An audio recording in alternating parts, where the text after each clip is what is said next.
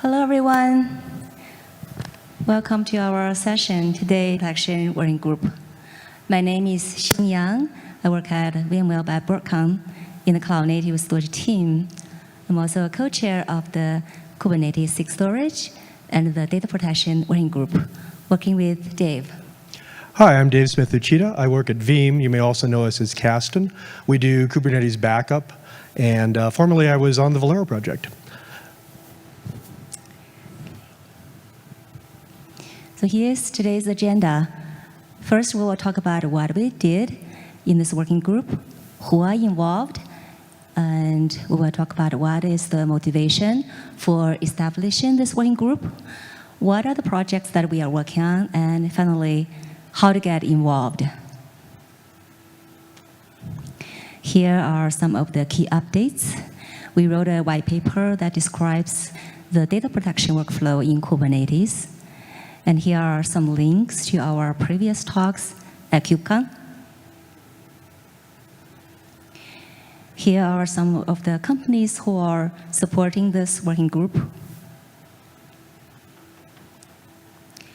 In Kubernetes, day one operations for stable workloads are well supported. We have persistent volumes and persistent volume claims to support volume operations.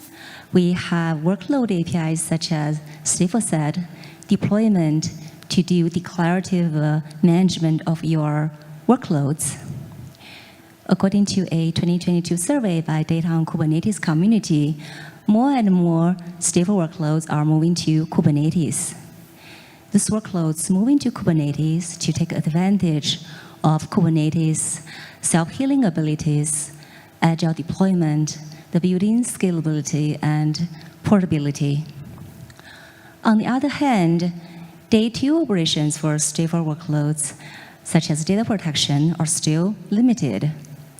GitOps workflows has limited support for data protection, such as secrets, config maps, and data stored in persistent volumes are not stored in the Git. So we need to find a better way to support data protection in Kubernetes. That's why we established this working group back in 2020. And this working group is sponsored by both SIG apps and SIG storage. This diagram shows the backup workflow with existing and missing building blocks in Kubernetes. To back up an application in Kubernetes, we need to back up two pieces of data. The first one is Kubernetes metadata, and the second one is data stored in persistent volumes. To back up data in persistent volumes, we can either use the native data dump, such as MySQL dump, or we could use controller coordinated approach, while a volume snapshot is taken. To ensure application consistency, we need to quiesce the application before taking a snapshot and unquiesce afterwards. And both the metadata and volume data will be exported to a backup repository. Backup repository is a location or repo to store data and metadata. And we have a few green blocks here. They represent the existing features in Kubernetes. We have the application CRD owned by SIG apps. We have volume snapshot owned by SIG storage. We also have cozy, consistent group snapshot, and volume mode conversion, which I will go over later. This shows the restore workflow with the existing and missing building blocks in Kubernetes. To do a restore, first we need to import the backup from the backup repository. Then we need to restore the Kubernetes metadata and the PVC and PV. Depends on how the volume was backed up. If it's backed up natively, then we need to restore from the native data dump. Otherwise, we need to rehydrate the PVC from volume snapshot or volume backup. We mentioned earlier that to ensure application consistency, we need to quiesce the application before taking a snapshot. But what if it is not possible to quiesce the application, or if it is too expensive to quiesce the application, so you want to do it less frequently, but you still want to be able to do a crash consistent snapshot more frequently. An application may contain multiple volumes, and that require a snapshot to be taken at the same point in time across all the volumes. There is also a performance element there. It will be much more efficient if you can take a snapshot as one step across all the volumes compared to taking one snapshot at a time. So that's how consistent group snapshot comes into the picture. We introduced the new Kubernetes APIs that allows us to create a snapshot of multiple volumes that belong to the same application at the same point in time to ensure right order consistency. We have new control logic in the snapshot controller that manages the lifecycle of volume group snapshots. We also have CSI spec changes. Now we actually have a new group controller service, and we added the new gRPC interfaces to create, delete, and get volume group snapshots. Here are API examples. We have a volume group snapshot that is in the user namespace that represents a user's request for a group snapshot. We have volume group snapshot content that represents a group snapshot on the storage backend. We also have volume group snapshot class that specifies the type of group snapshot that's defined by the admin.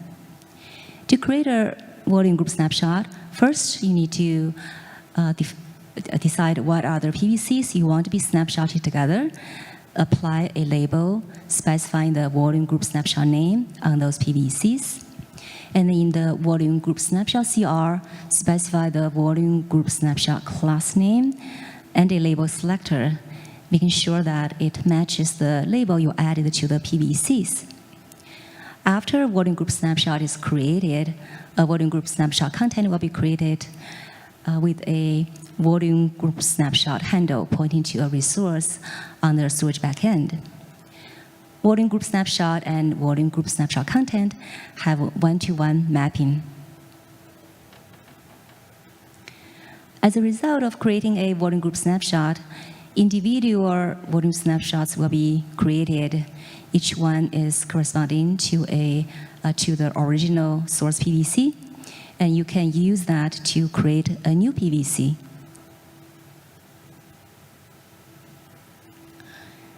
This feature was introduced in 1.27 release, and we are now trying to move it to beta in 1.32. In the CSI spec, this feature is already moved from alpha to GA. We are trying to cut a CSI spec release after KubeCon. There are quite a few contributors working on this feature. I want to give a shout out to Ronak, Niels, Leonardo, Yati, Manish, and Madhu for their hard work.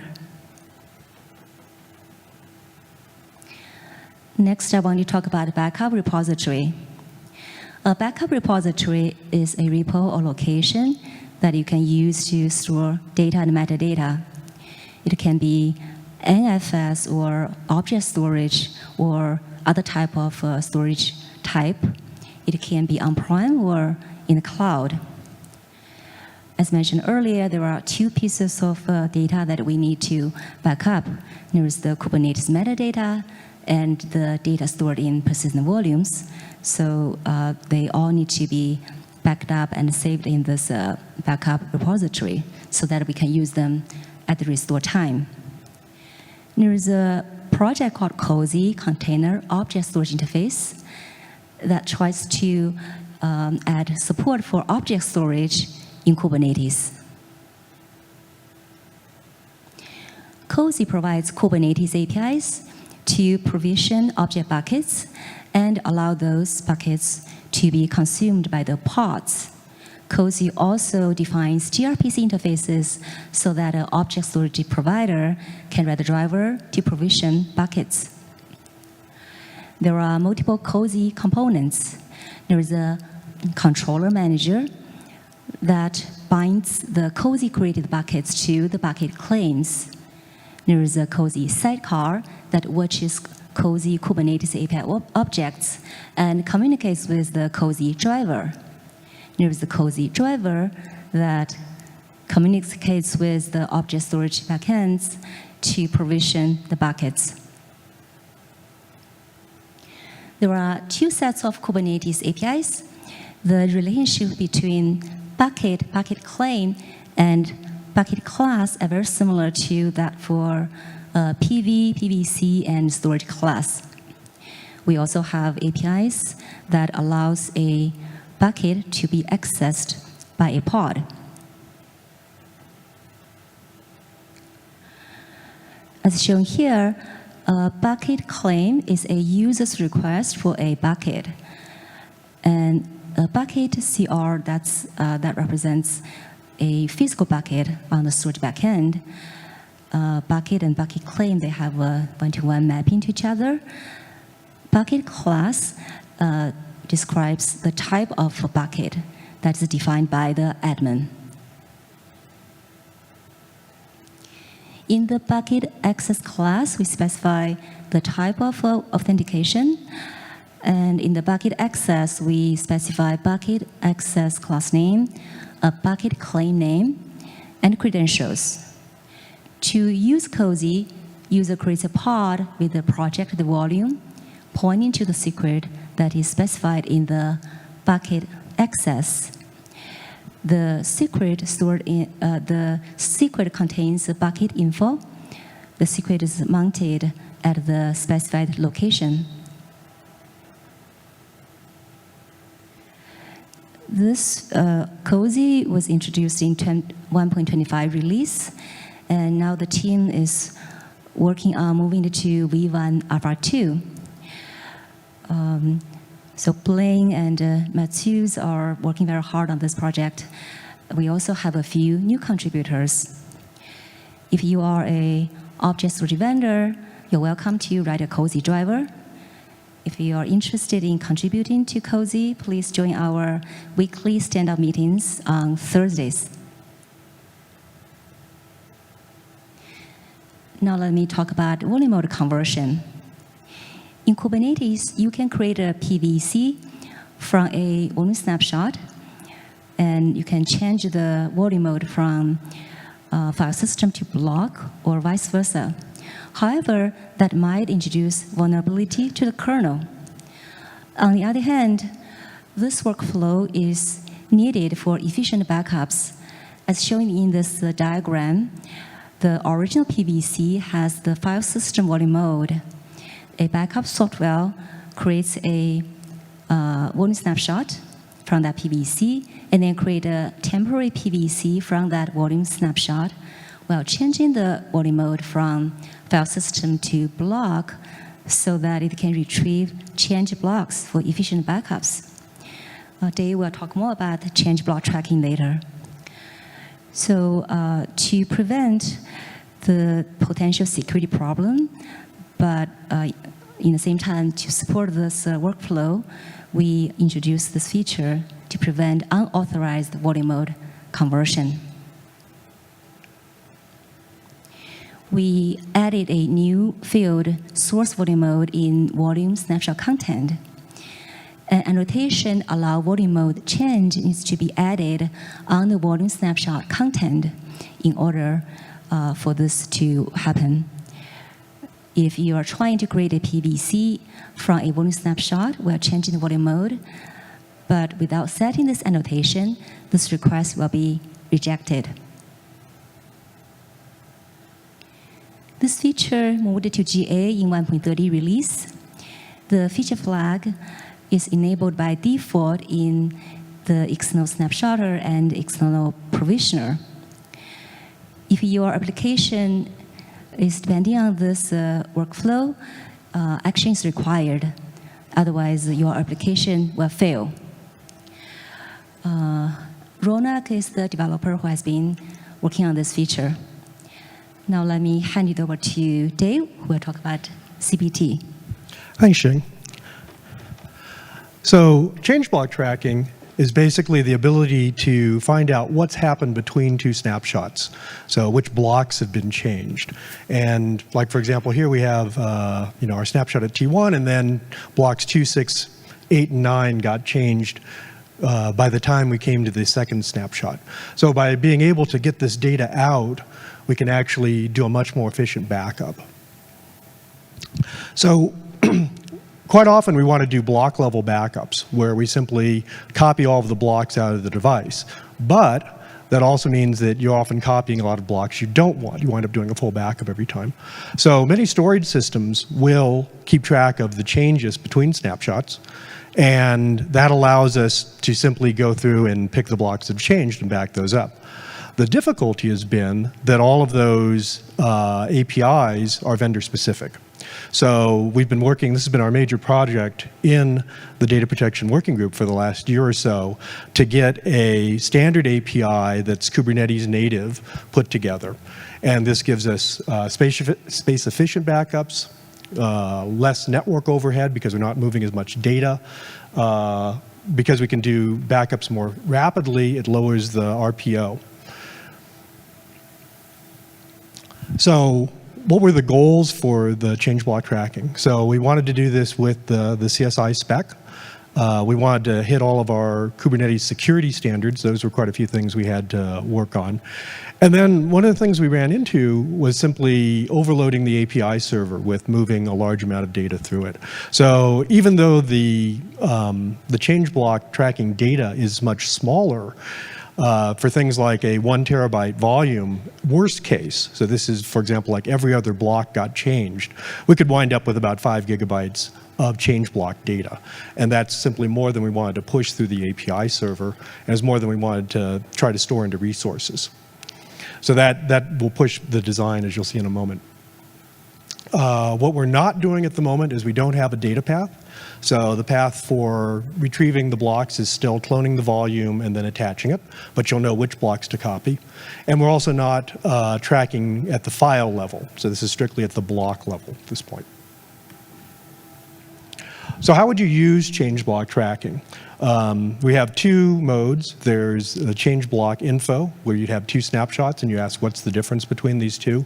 There's also another mode where you simply get which blocks have been allocated, and that you only need one snapshot. So that's useful, for example, like on a first backup or a full backup, you can say, I'm backing up everything, but not stuff that's never been written. And in order to avoid pushing all this data through the API server, there's a separate gRPC endpoint that the snapshot metadata service provides. That's where the actual metadata, the change block tracking info, is streamed from. In order to get access to that, you need to create a token via the token request API. That's a standard Kubernetes API. And then you'll use the gRPC get metadata delta to get the change blocks between the two snapshots. There's the other call is get metadata allocated to get only those blocks that were written. And then you would clone or attach the snapshot, clone and attach the snapshot and read the blocks from it.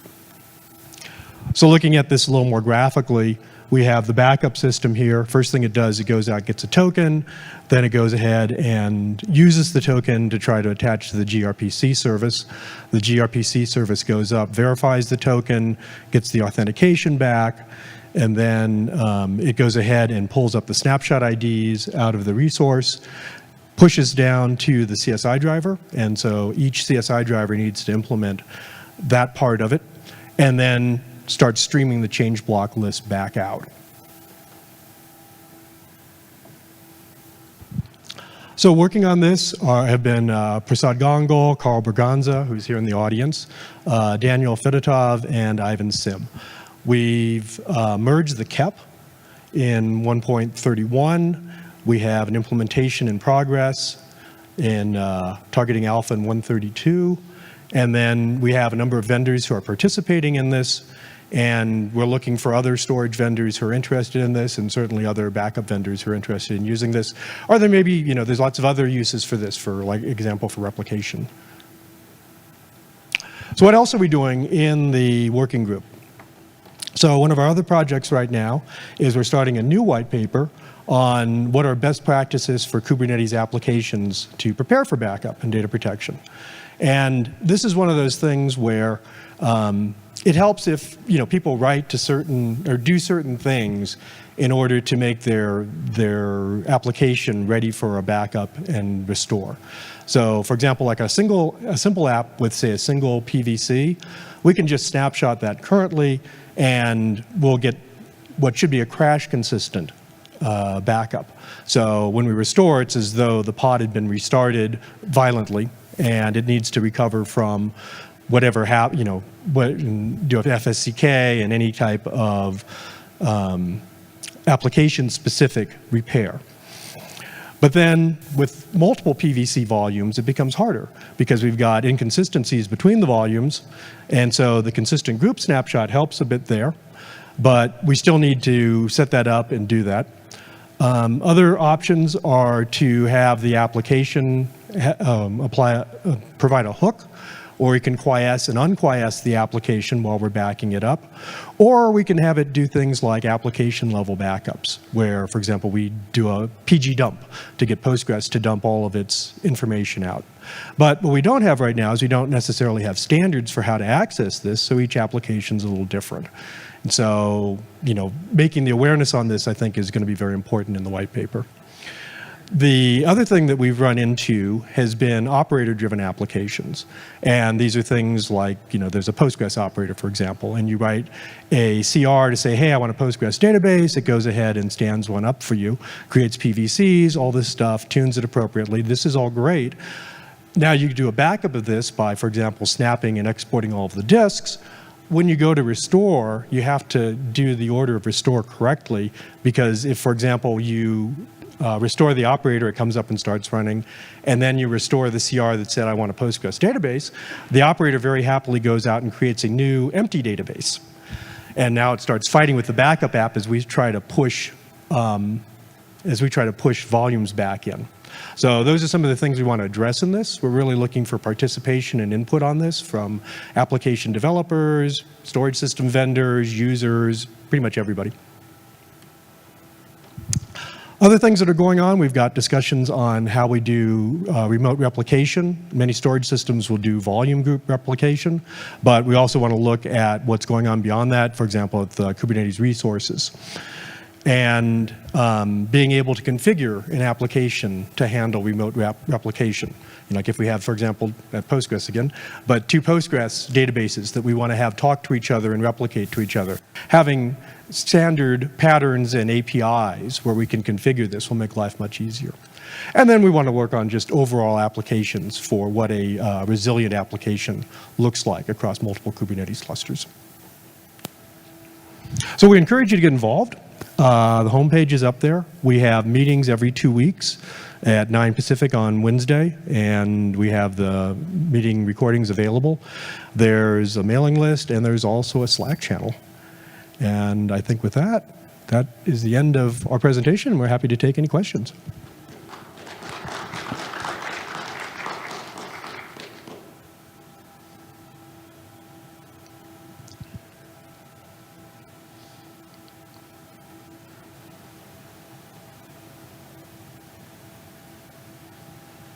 All right, great presentation, folks. So I just wanted to look into the resource, the PVC resource that was presented after volume group snapshot discussion. I just wanted to see how we can recover from volume group snapshot.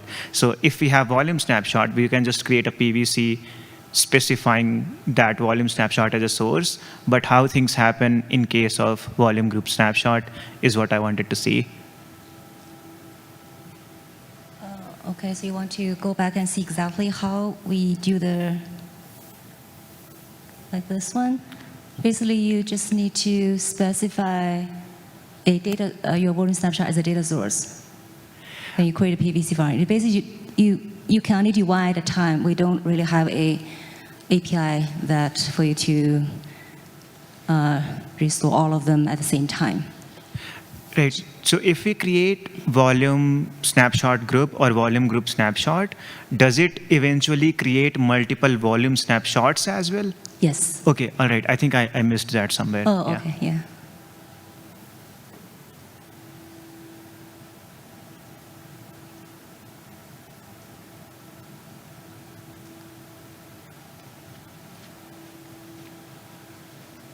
Great presentation, guys. Thank you for that.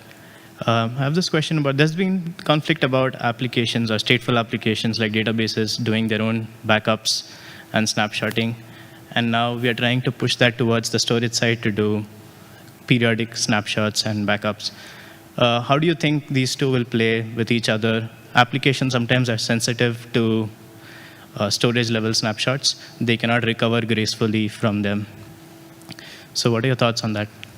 So it's really not a matter of pushing towards volume snapshots. Volume snapshots are a useful tool.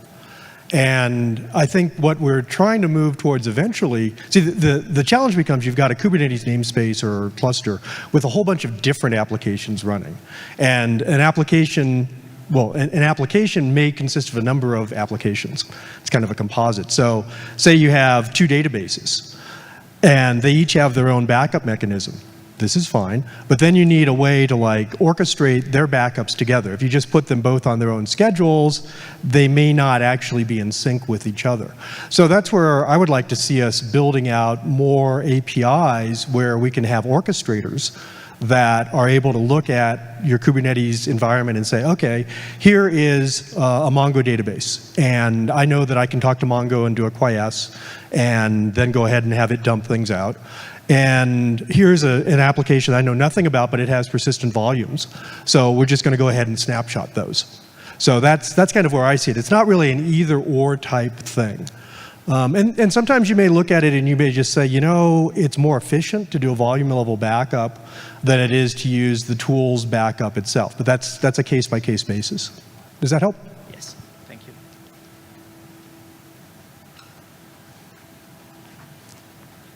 Hello. You mentioned a new white paper that you're working on, which I'm personally really excited about. Do you have any already existing white papers where we can go to learn more? Yeah, we do have one, which we actually mentioned that quite earlier. At the beginning, but yeah, we do have white paper that's already published. If you just go to the end to our homepage. yeah, so it should be on our homepage. Whoops. Yeah, just how do you get? What's this do? Yeah, that's why if you go to the our community homepage, you can really see.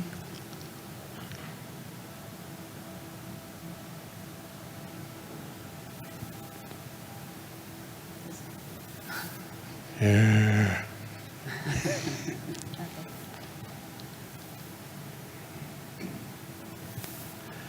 No, I don't want to know what's new in Chrome. Let's see. So, is this it? Yeah. Yeah. So you'll find everything here in our website, and we've got the white paper. It's relatively complete. So if you want to know, for example, like, do you need data protection? It's definitely worthwhile to take a look through it. Not all Kubernetes apps do, but many do, and sometimes state has crept in ways that you may not be aware of. Awesome. Thank you. Thanks for the question. I had a question on zero downtime is something that we're often seeking, and quiescing is sort of entirely opposite of that. And so is there a move to try to figure out a mode to do that within Kubernetes for volume snapshotting? Like, is there a way of that you guys are? Well, so volume snapshotting doesn't require quiescing, but you do have to be able to recover from a crash consistent backup. And so with the consistency group, that should, lessen the need for quiescing. But I think we need like the storage system to support the consistency group, right? Yeah, definitely. Yeah, you check the storage system. Okay. But yeah, so that's kind of the goal. I know, when we're working at VMware, VM snapshots, time sensitivity becomes a real issue. Oh, yeah. Yeah. All right. Thanks. Sure. Well, thanks for the question.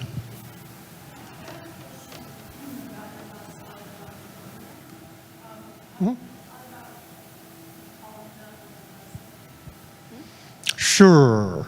You mean to have like a way to call that? Yes. So, or we could call it a blueprint. But yeah, I mean, I think those would definitely be useful, and I think the challenge is to start exposing those in a standard way so that a backup app doesn't have to be, specially coded or configured for each of the different applications. That's what I want, but, architecture abstractions up in the sky, right? Okay, I think we're out of time. So thanks, everybody. Thank you.